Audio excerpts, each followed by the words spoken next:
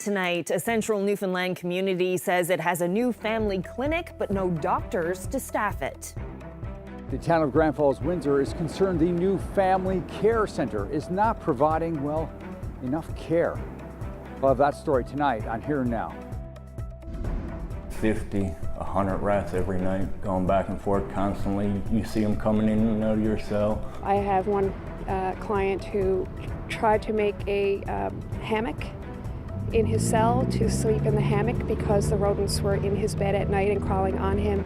A disturbing story from inside a crowded HMP where inmates are sharing their cells with unwanted guests. Today we will be recognizing nearly 100 individuals whose service spans 20, 25, 35, and 40 years. The St. John's Regional Fire Department honored its members today with its Provincial Service Awards. I'm Jeremy and I'll have that story coming up. This is CBC Here and Now.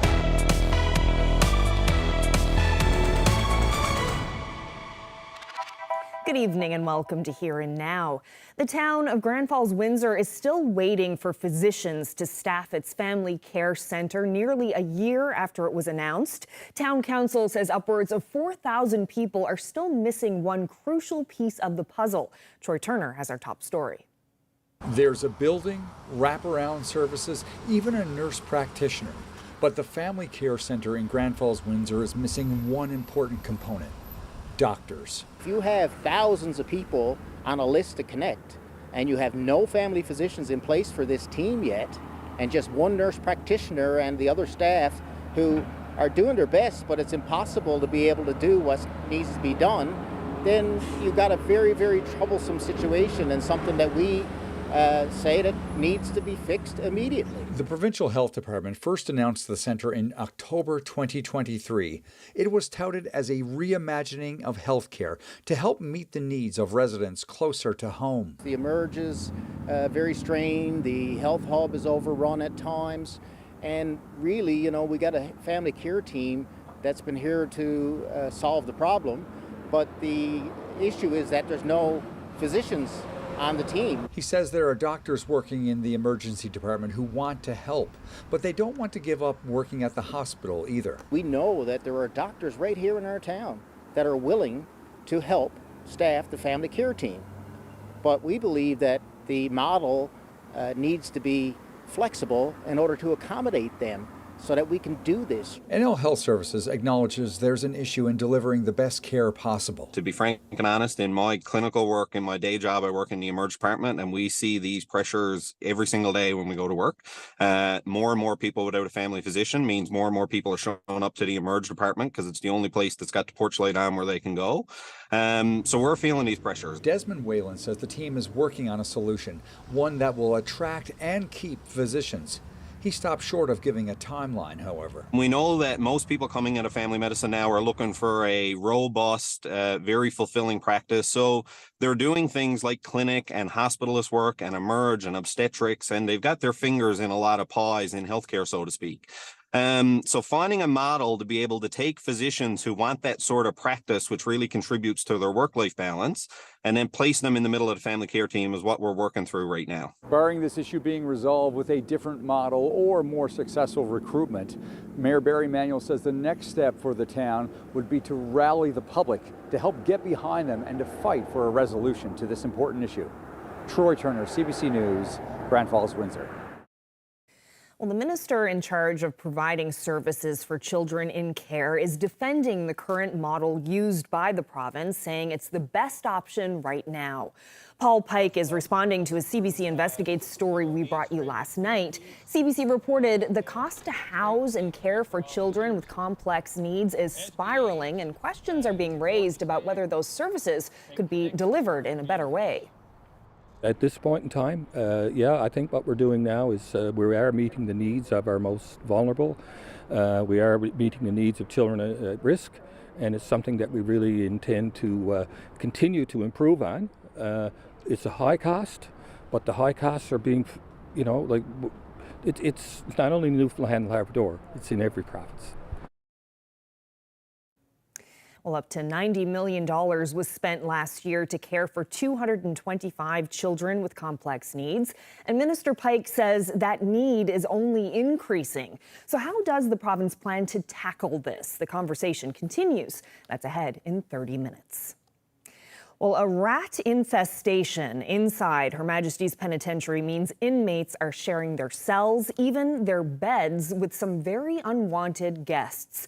A local lawyer says deplorable conditions inside the St. John's Jail will ultimately hurt prisoners and the public. Here Now's Jessica Singer has that story, but first a warning, the account you're about to hear is quite graphic in nature. It was early one morning in mid-May when Devin Fitzpatrick woke up in his cell and saw a rat run out of his pant leg. But that wasn't all. I woke up at about 3:34 a.m. and I thought I actually soiled myself, thought I pissed myself in my sleep. And when I did grab myself, I felt something moving in my crotch, and it was a baby rat that I ended up killing when I squatted. He wasn't too surprised about it. There are rats everywhere at Her Majesty's Penitentiary. Once nighttime comes, there's a good at least 50, 100 rats every night going back and forth constantly. You see them coming in and out of your cell. They climb up on the tables. They climb up the pipes and the wires. They're everywhere. Parts of HMP date back to the Victorian era. The provincial government is spending $15 million over the next 2 years on temporary upgrades to the jail. Plans to build a new one were stalled for years. Transportation Minister John Abbott says he predicts it could be completed sometime between 2026 and 2027. He says the government is moving forward with New Avalon Corrections Partners, the only company that came forward with a proposal to build a new jail. As for the temporary upgrades, right now we've got out to tender for most of that work, so nothing really significant has started yet. Aaron Breen is a criminal defense lawyer with 5 clients inside HMP. I have one client who tried to make a hammock in his cell to sleep in the hammock because the rodents were in his bed at night and crawling on him, but he had to take it down because it's against the prison regulations. So I'm hearing this all of the time. Breen says the jail has too many prisoners and not enough staff. Inmates aren't getting enough fresh air. There's not enough recreation or programming, and she says prisoners aren't properly rehabilitated. The public will pay the price. It's dehumanizing. People are hopeless inside, and they're coming back out, and they're not coming back out equipped to deal with the world in a better way. Fitzpatrick says he and 8 other inmates protested the conditions inside the jail back in mid-May. They refused to lock in for lunch. That landed him 10 days in segregation. But he can see more protests happening if things don't change. Yes, we're incarcerated. Most people here are here for a reason. People do crimes, we get convicted, we spend time here. But I wouldn't even put a dog in here where we're being housed. And they talk about spending another 10, 15 million in here before they open up another prison. It's to spend the 15 million and tear this place down. Fitzpatrick says he hopes things get better, but in the meantime, he says the province is failing some of society's most vulnerable. Jessica Singer, CBC News, St. John's. Well, now to news from the courts. Sheldon Hibbs was back in court today in connection with the 2021 killing of Michael King. Hibbs pleaded guilty to manslaughter in March, and today he was in court for sentencing submissions where arguments were made about the severity of the killing. Elizabeth Whitten reports. Lawyers laid out their cases in a St. John's courtroom this morning for how many years they think Sheldon Hibbs should spend in jail. Hibbs was initially charged with second-degree murder in the 2021 death of Michael King. But in March, he agreed to a deal and a lesser charge, manslaughter. Crown attorney Ashley Targett is seeking a 7 to 9 year sentence. She listed a number of aggravating factors, including that Hibbs attempted to cover up the crime and the level of violence that left King dead. Targett says the level of the beating was unprovoked. The beating itself amounted to gratuitous violence. Hibbs' lawyer, Jason Edwards, is aiming for a 4 to 6 year sentence. He says Hibbs has made steps towards rehabilitation and had undiagnosed mental health problems that he was treating with drugs. Edwards also blasted conditions at Her Majesty's Penitentiary. HMP is, by all accounts, a hellhole, he told the court. We should be ashamed of how HMP treats people and how we've allowed it. Hibbs spoke in court, expressing regret over King's death. I will live with this for the rest of my life, he said.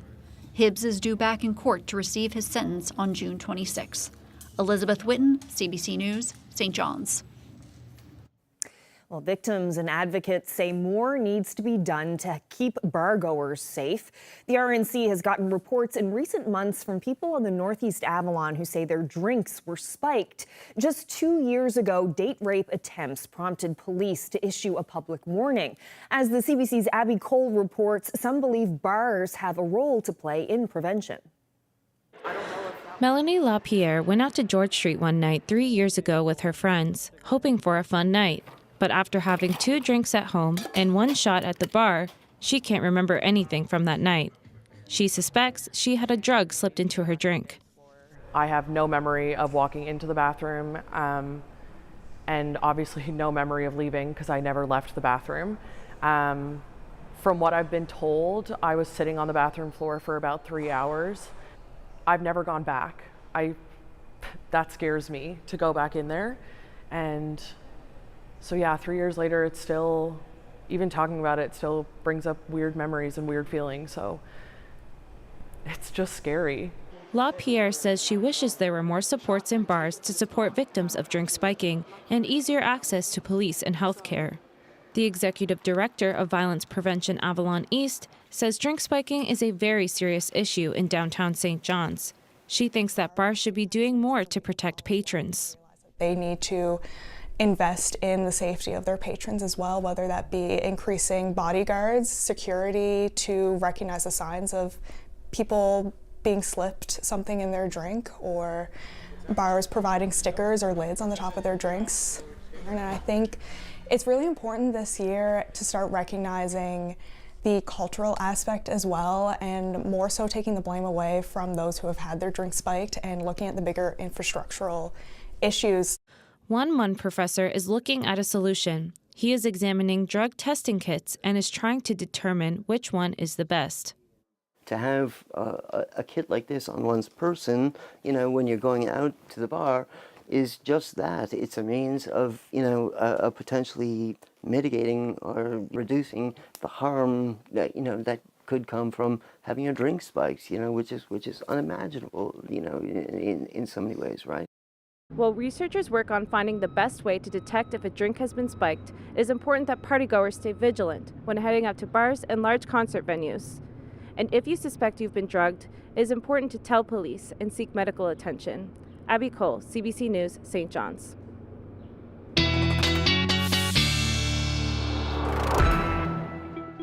Well, the weather over the next couple of days certainly going to be warm for a good chunk of the province. We've got an area of low pressure to the north right now, but all of that heat certainly getting going across parts of the province, across parts of eastern North America this afternoon. Temperatures well into the 30s for a good chunk of Ontario, parts of the Atlantic provinces as well. And this heat over the next couple of days is going to head towards our neck of the woods as we head through Wednesday and into Thursday as well.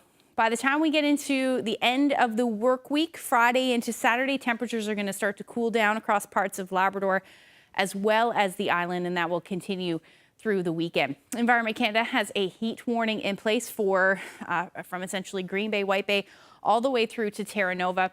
And what that means is both Wednesday and Thursday, we're talking about daytime highs between 28 and 33 degrees, humidex values upwards of 40. And those overnight lows, we're not going to get too much relief. I'll tell you all about it when I come back. Thanks, Ashley. Well, the province says it's committed to bolstering firefighting services as weather patterns continue to change. But one of its water bombers has been out of commission for more than 5 years. At a ceremony in St. John's today, the Premier said he hopes central Newfoundland can be a center of excellence that offers firefighting support to other Atlantic provinces. Now, the province's 4 water bombers are in Labrador this week, fighting active wildfires in the Churchill Falls area and Wabush. A 5th water bomber has been out of service since 2018, awaiting repairs. Government says it wants to keep all maintenance work here on the island. We can look at 2 options, either send it off island to get it repaired. It's going to be very costly, and we're looking at the option of here getting repaired on the island. So we're actively pursuing those 2 options, and we're hoping in the next month or so to be able to determine which route we'll go. How much does repair match up against just buying a new one or even a second-hand one? The repair will be cheaper than new, and they're not easily to be found. They're a very, very specific machine, and there are very few on the market in any event. My preference is certainly to have this work done on the island. And just to reiterate what the minister said, there's supply chain issues with acquiring these assets. I mean, we saw in Europe last year, North American water bombers had to go to France, for example. So we realize that there is significant constraints with respect to water bomber supply. And we have an opportunity here in Newfoundland and Labrador to not only continue to develop our own assets, but to make it a maintenance center for other assets around the world and certainly around Canada. Well, today marks 1 year since the Titan submersible tragedy. A crew of 5 people set out from St. John's Harbour en route to explore the Titanic site, but lost contact within hours and then never returned. The failed expedition captured international attention. Larry Daly made the deep-sea dive down to the Titanic more than 20 years ago. He spoke with our Daryl Roberts earlier today. Seeing the Titan submersible wreckage come into St. John's Harbour a few days after the alert that the sub was missing and had no communications with the support vessel, it was very devastating for me, to learn and really have it sink in, seeing the wreckage come in, that all the people in the submersible were lost tragically.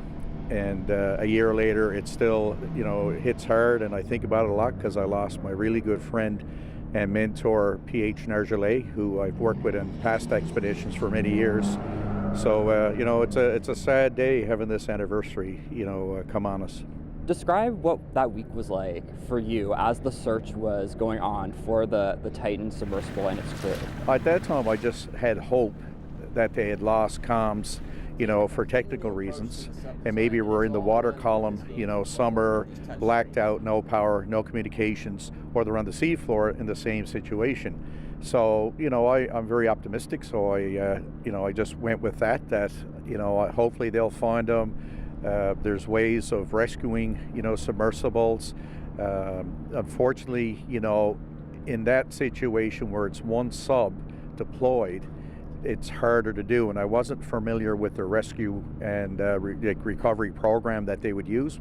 They're down there by themselves, one sub, and I'm not going to comment on the quality of that equipment or so on. I just know that diving the depths of the oceans around the world in submersibles is very safe when you use the proper equipment and you do it safely. Looking back on this tragedy a year later, what are you reflecting on?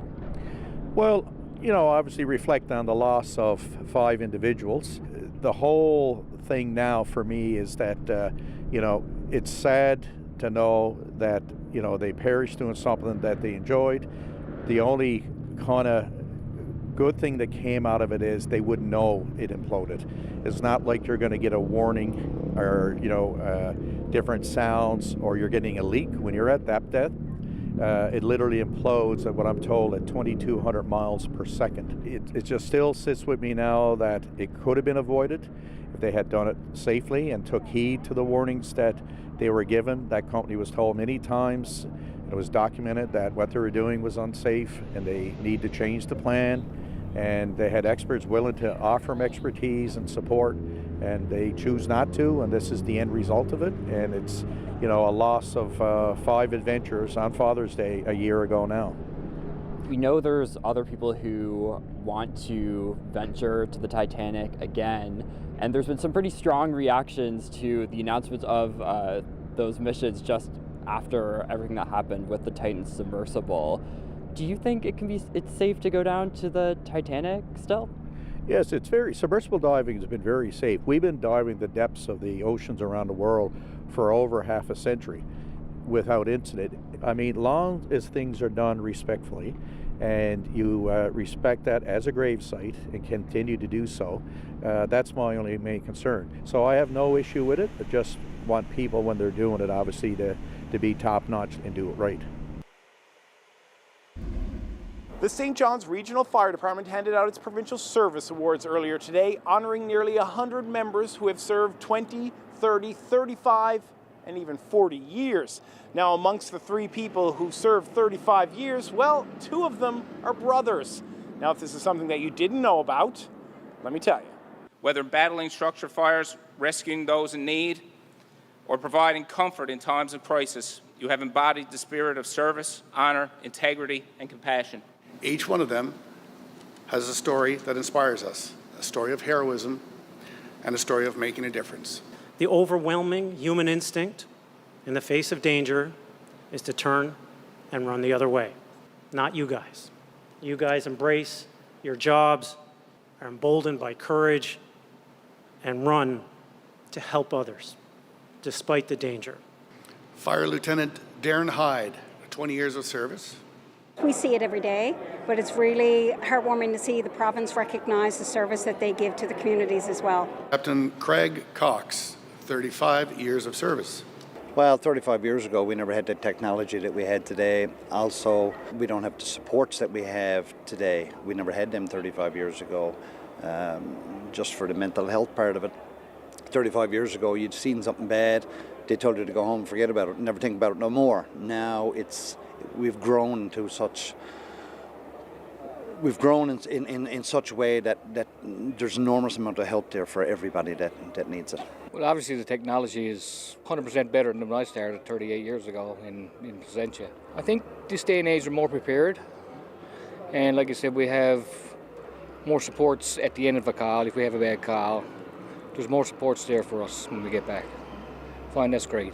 Starting out as a volunteer, all we needed was to show up for a training night, and we're after going a long ways from long hip rubbers and orange rubber gloves to the equipment that we're using now that makes it so much safer for us. I think people normally see it when they actually see them in action, the hard work that they do. It's hard for them to see behind the scenes, all the training, preparation, because when they respond with all of that behind them, and that's what they get to see when they see them in action. Just as we're at home, we're a family-oriented group, and the same thing here in the fire hall. We're stuck together for 24 hours at a time, and we go out as a team and we come back as a team. So it's a team approach is how we deal with this stuff. Well, it's something we started years ago in a volunteer service, but that's how our dad started out. He was a volunteer in the department out in freshwater, and we just followed his footsteps. So being together, makes it so much better.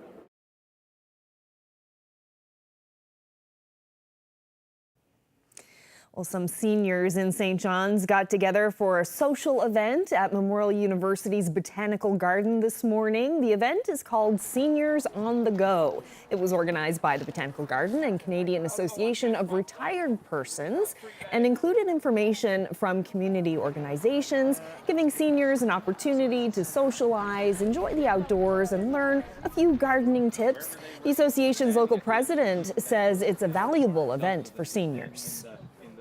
It is very important that seniors have an opportunity to go somewhere outside of their own homes or wherever they're living, meet up with friends, enjoy it in a beautiful location, and just reconnect with their friends, make new friends, and just have a day of total pleasure in a beautiful surrounding.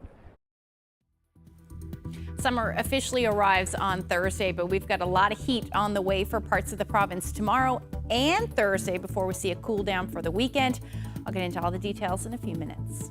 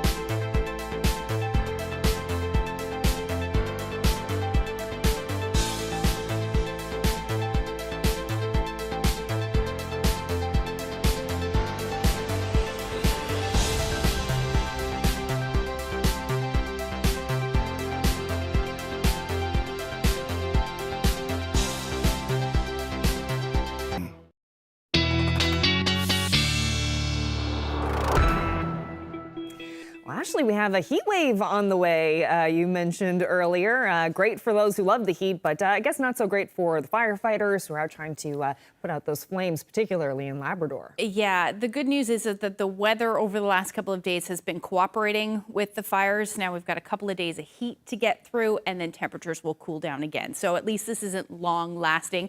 But, you know, some of us will certainly see the effects over the next couple of days. Let's take a look at what's going on out there.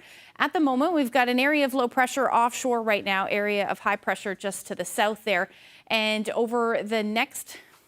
Why did that happen? There we go. Okay, so our daytime highs, that area of high pressure to the south is keeping the weather quiet for the next couple of at least next couple of hours, but we will see some unsettled conditions. That heat will eventually move in as well. Here's where we're sitting today, 25, 26 degrees through central, so that heat certainly on. This is just the beginning. Temperatures over the next couple of days are certainly going to warm up. Sitting at 22 in St. John's. Again, though, areas along the south coast where you are in onshore flow, temperatures are much cooler, only reaching the teens, in some cases about 12 or 14 degrees for southern Avalon. Temperatures across Labrador are starting to warm up as well.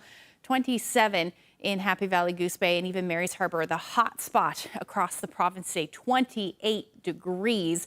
But if we take a look at what's happening as far as temperatures are concerned, this is your daytime highs, or no, your current temperatures rather, right now across parts of Quebec, Ontario, 32, 34 degrees in Chicago. It is warm out there. You factor in the humidex.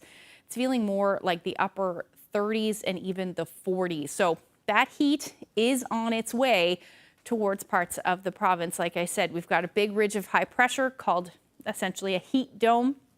It's this warm air mass that is affecting most of eastern North America. And again, we are going to see that heat head towards our part of the province as we head into tomorrow and then eventually into Thursday as well. So Environment Canada has a heat warning in place right now for most of central areas. So anywhere from Green Bay, White Bay through to Terra Nova, you are under that heat warning. So your temperatures are going to be quite warm over the next couple of days.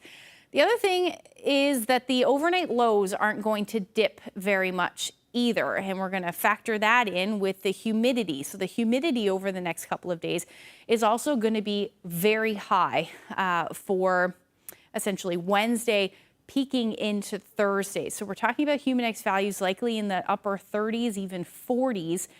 And so when we talk about that and the fact that our temperatures aren't going to drop, it is kind of hard for our body to regulate those temperatures, especially considering we haven't seen that type of heat yet so far this year. So the best way to do that, or to beat the heat, would be to stay hydrated. Make sure you wear a hat, sunscreen as well. And remember, shade is your friend. The other thing to keep in mind is our houses. Some of us have some air conditioning now, but most of us don't. So you're going to want to keep your blinds closed rather, as well as your windows. I know you may want to open them up to kind of try and get some air in, but the best thing to do during these heat waves is to keep them closed and try and keep your house a little cool.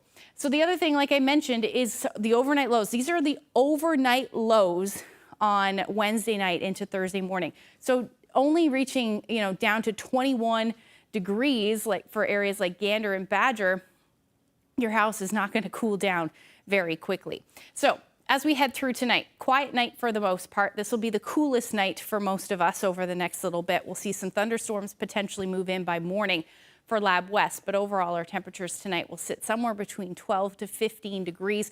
Breezy winds though, especially in the east, westerlies between 30 to 50 kilometers per hour. Temperatures across Labrador between 10 and 11, single digits though to the north.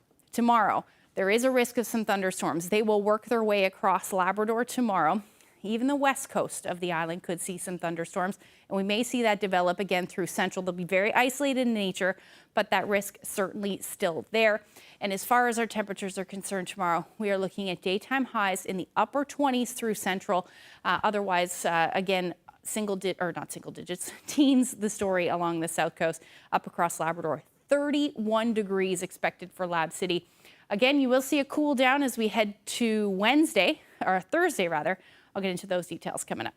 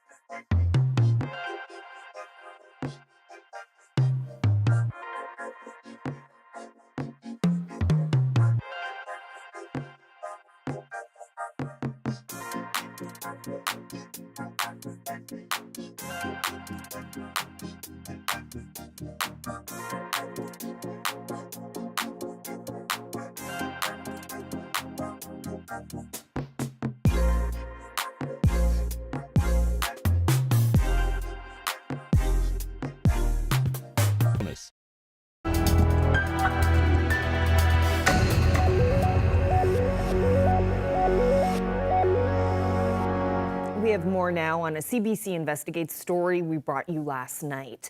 The cost to care for children with complex needs in this province is rising. Private companies and organizations were paid nearly $90 million last year to care for 225 children and youth. That's about $400,000 per child. Minister Paul Pike declined to do an interview for that story, but our CBC Investigates producer Rob Antle tracked him down at an unrelated event this morning and put some questions to him. Minister, we had a story based on access information documents yesterday about the cost of caring for, these kids with the most complex needs, level 4 care, up to $90 million last year for 225 kids. But this cost has been raised as an issue over the years by your predecessors. It's been rising. Is there a plan in place to address this, and what is it? Yes, well, you have to understand that we have a lot of children and youth in our care with very complex needs. It involves a number of staff to take care of these individuals, and what we're doing is providing a care that's very high level, and we find that these costs are rising because of for a number of reasons. People that are working in this area have certain education requirements and experience that are required. So basically, that's certainly the rising costs would be associated with that, and as well, our government's priority is the health and safety of children and youth in care. And we certainly, want to ensure that proper care is given, and in no way do we want to, create a situation where there could be any issues when it comes to those particular individuals. So the priority is youth and kids in care. Is this the best way to provide this care by, contracting these private sector providers of these services to provide the service? We think it is at this point. I mean, all our programs are under review at all times, really. And if we see that we can make changes and so on, we certainly will. But this is the best model for us at this point in time.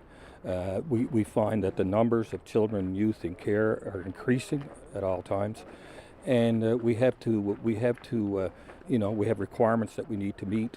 We have deadlines we need to, you got to realize as well, this is 24/7 care, and it involves, people that, that have to be, I always say when I speak to people in our department is they have to be a special person to do that, and we're very lucky that we have great people, that are working in this area. And my hat's off to them, because a lot of times, it can be very challenging.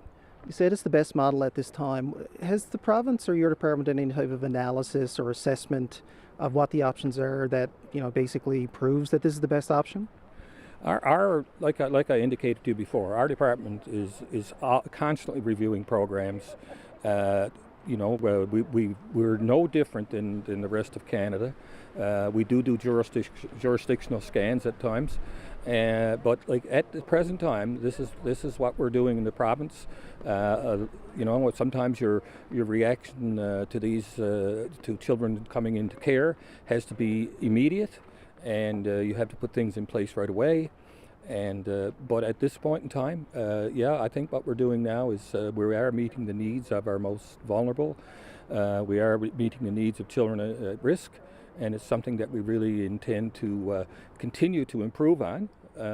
It's a high cost, but the high costs are being, it's not only Newfoundland and Labrador, it's in every province. You said, how things are done with level 4 care now, best option at this time. Any plans to actively review this, or is the status quo for now? No, as I said before, you know, our department is constantly reviewing our program offerings. We're constantly looking at ways to improve. You know, we have a dedicated staff doing that, and if there are changes that we can make that can make this better, we will. And you know, that involves looking at what other provinces and so on are doing. But in Newfoundland and Labrador right now, that's what we have. You know, we've been improving on that as the best we can, and we will continue to monitor and review our programming. We're very, very excited. We're a bit anxious, obviously, because we got to make sure this is done in a perfect manner. We know what position it was like when we saw the ceremony in France, and we have to meet that. Well, renovation work is continuing at the National War Memorial. We'll give you an update on the progress coming up.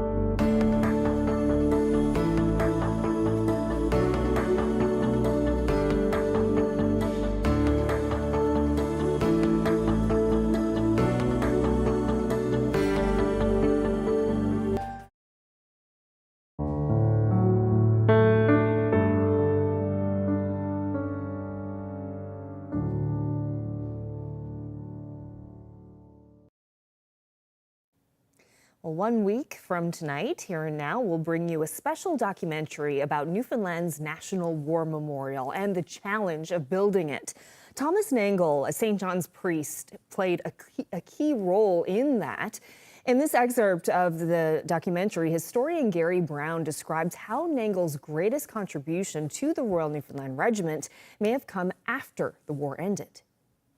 We were so lucky, and I realize it as a researcher and a biographer of Thomas Nangle, but we were so lucky because Nangle not only went over there with him, he was called, they used the term, he was the heart and soul of the regiment.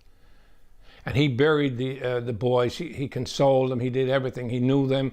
He was a very popular St. John's athlete that went to St. Bon's. He played in all the sports, so he was well known. He becomes a priest. He knows a lot of them. So he was on Bell Island. He was in St. John's. He was up in Conception Bay as a priest, so he knew a lot of people. So this was the guy.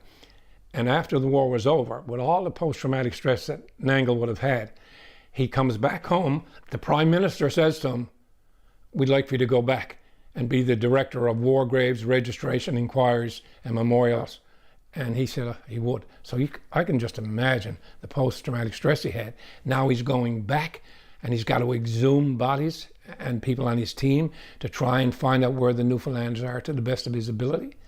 And now, Padre Nangle's dream has been recognized.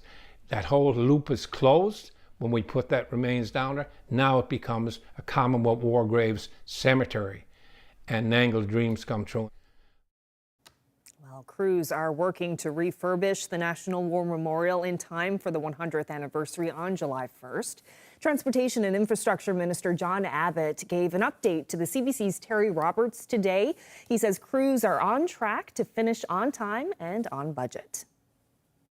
We have been focused on making sure everything is done correctly, and that we will meet the deadline, obviously, is for the ceremony on July 1st. You'll see behind us that there's work underway, but we have a plan that brings us full completion, and everything will be in place by the 30th for the full event, which will be a significant national and probably international event watched by many, many people, both on site and through the media on July 1st. So for those who don't know, what is it you've done here? Basically what we've done, we've looked at the War Memorial built and opened in 1924 and took on as a significant project working with the Canadian Legion, with the military, with the War Graves Commission, looking at how we can refurbish this, but more importantly and specifically add the Tomb of the Unknown Soldier. So what we have done here is did a total revamp of the site and added the Tomb for the Unknown Soldier. And that's a significant accomplishment in its own right. It took a lot of work, a lot of planning, a lot of effort, some ups and downs, but we're here. The people who put effort into this, how would you describe the quality of work that's going on here? Well, the quality has been exceptional, and we've got the best of the best to do the work. So we've replaced and repaired all the granite. We have repaired and refurbished all the statues. We have done all the new railing. We have done all new groundskeeping work. We've removed trees. We've added new shrubbery. We are adding compliments of Morgan MacDonald, a bronze forget-me-not piece of work, which will be an added feature for this site. So we've taken over the whole site and made it literally a brand new site 100 years later. The public have been watching with, I think, bated breath how we are going to accomplish and make sure that the ceremony with the reburial of the unknown soldier is carried out, and that really had started when we were over in France to transfer the remains from the French authorities to the Canadian and Newfoundland authorities to bring that body home. So we're very, very excited. We're a bit anxious, obviously, because we got to make sure this is done in a perfect manner. We know what position it was like when we saw the ceremony in France, and we have to meet that. And to do that, we need to make sure all our facilities are up to scratch and in place, and that work now will be pretty well coming to an end in the next week or so. Then the ceremonial parties will take over and make sure all of the final details for that ceremony on July 1st are put in place. We're hearing that there's going to be thousands of people here. There were over 20,000 people here 100 years ago, and we're hearing that there's going to be thousands of people here again. What are you doing to make sure that this can be a good event for anyone who arrives here? Well, part of this is where the space is being opened up. There's much better viewing from in the past because we've removed some trees. We've opened up the site. We've also are going to have a viewing stand, and obviously the media will be here and social media, and we'll be encouraging people. If they feel that it's going to be too crowded, you'll be able to watch this through the media, and we'll have also viewing sites around the downtown area as well. But we're expecting thousands upon thousands of people, and I'm encouraging as many people to come out to show respect, to honor our war dead, but also to pay homage, obviously here in this case, to the remains of an unknown soldier that is one of ours that we are now bringing home.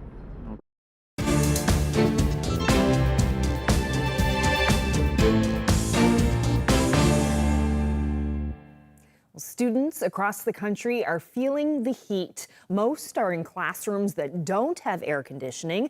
Deanna Sumanek-Johnson spoke with students, parents, and administrators about how they're coping.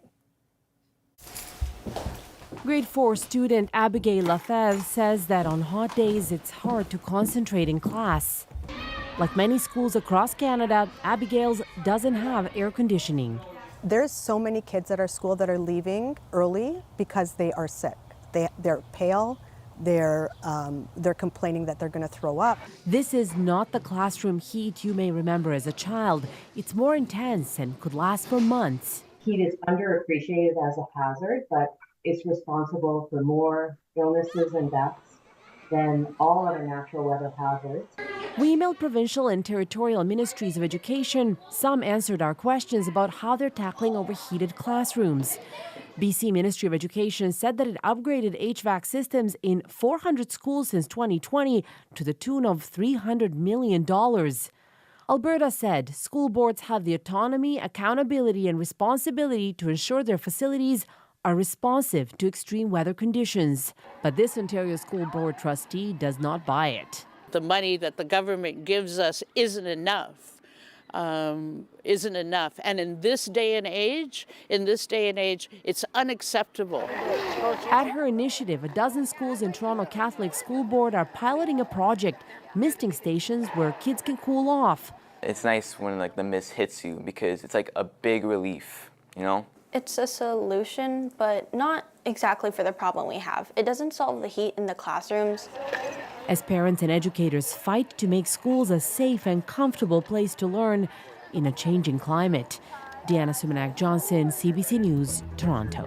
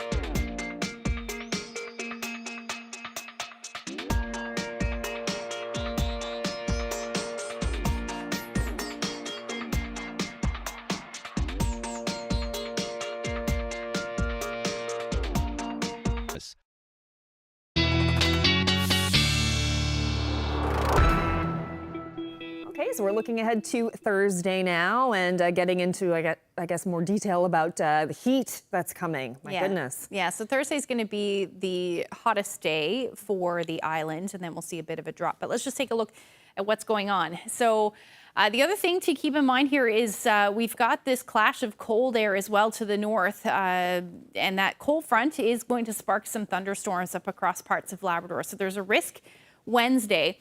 And then as this front moves through, this is the front here, we're going to see the chance of some more thunderstorms across parts of Labrador. As that front moves in behind that front, the temperatures are going to cool down. Now, we are going to see that risk potentially develop through central areas of the island in the late afternoon, early evening hours on Thursday as well, as we see that front move through. So just keep that in mind if you have any outdoor plans on Thursday, but this is certainly going to be the warmest day of the week through areas of central. Even in St. John's, 29 degrees expected, those temperatures in the 30s through central west coast, sitting in the upper 20s as well. Now, here's that big temperature drop I was talking about in Lab City, down to 16 degrees. Very different story from Wednesday, but it is still going to be a warm day in Happy Valley Goose Bay, hovering around 27 degrees. So again, that risk of thunderstorms, we should stay pretty sunny though for St. John's through the afternoon. As we head into your Friday, it's going to be a pretty decent day across the island. Chance of showers again up across Labrador. Really good news though, because we do need some rain up across the Big Land. Temperatures are going to cool down dramatically for Happy Valley Goose Bay. So your turn now to be into the teens, much more comfortable weather across the island as well. We are going to see the humidity drop right off as soon as we see that cold front move through, and temperatures will be back into the teens or 20s, so back to where we should be sitting for this time of year. In fact, St. John's actually even a little bit below normal for this time of year. But as we head through Saturday and Sunday, temperatures will start to warm up again, so back to 19, 20 degrees. And the chance of showers on Saturday, but Sunday looks nice at this point with 20-degree temperature. Very comfortable.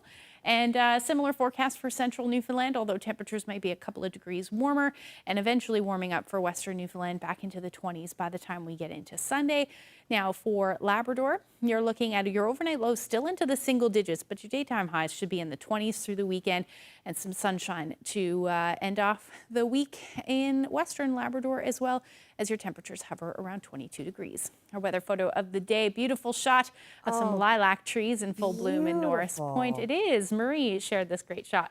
If you have any weather photos, send them to nlphotos@cbc.ca. Oh, you can smell it. I can smell it too. That's exactly what I was thinking when I put it up there. Smell-o-vision. It's beautiful lilac trees for sure. A nice mix of rain and sunshine coming. Right. So that's a good thing, I think. Yeah, for sure. Okay, well, that's it for us. Thank you so much for spending part of your evening with us. Good night.